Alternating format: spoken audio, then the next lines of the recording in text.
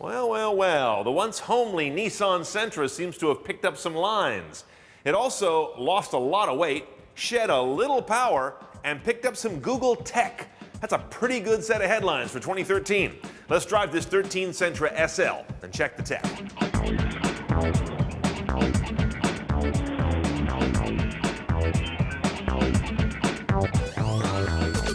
Now, if you're wondering why this Sentra looks more upscale but can't put your finger on it, it's basically one word: Infinity DNA. Nissan's been bringing a lot of these styling cues and the basic look of Infinities inside and out down into the Nissan line from the Infinity brand. And this car has shown a dramatic change because of that.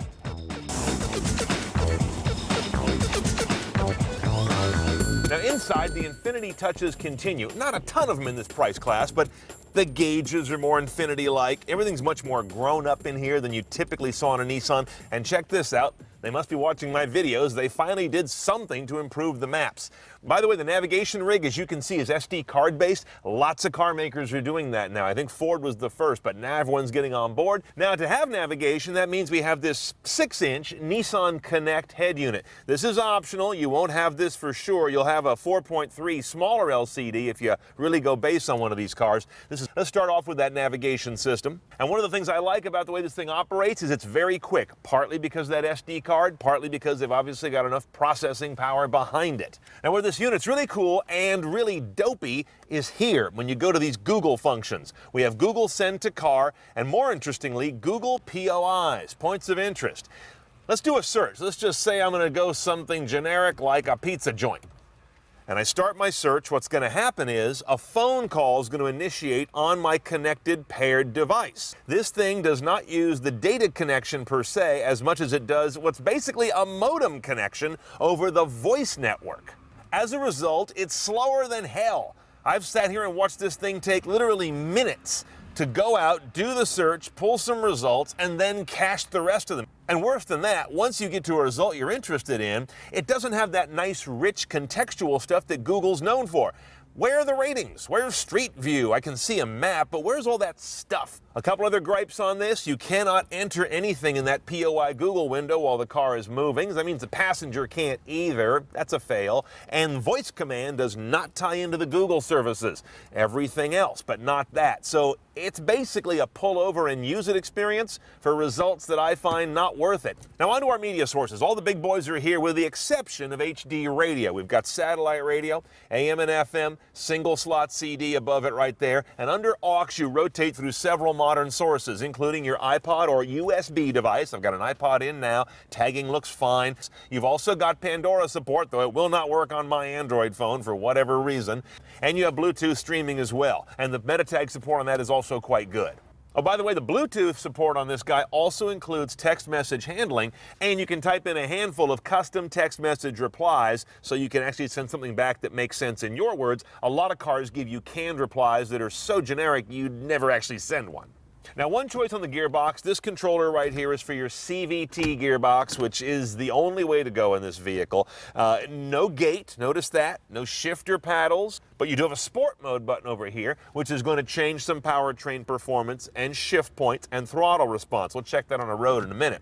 Backup camera is part of a package that we'll talk about momentarily, and it's pretty straightforward. You got the ability to turn on and off some guidelines. There's no multi-view, there's no trajectory. It's basically distance on or distance off, but at least it's in there.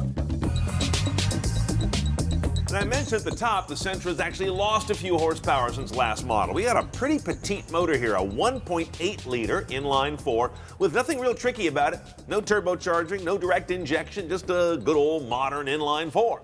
But at 130 horse and 128 foot-pounds of torque, those numbers are pretty modest, which yields great MPG, 3039. While getting this 2,850-pound car, it's about 150 less than the outgoing model, up to 60 in a little under 10 seconds. Not sprightly, but not a slug either. We'll see how it actually drives on the road. And as you can imagine, it's front-wheel drive only, no all-wheel drive option or anything like that. Let's go see how that transmission, that sport mode, and that eco mode all work on the road.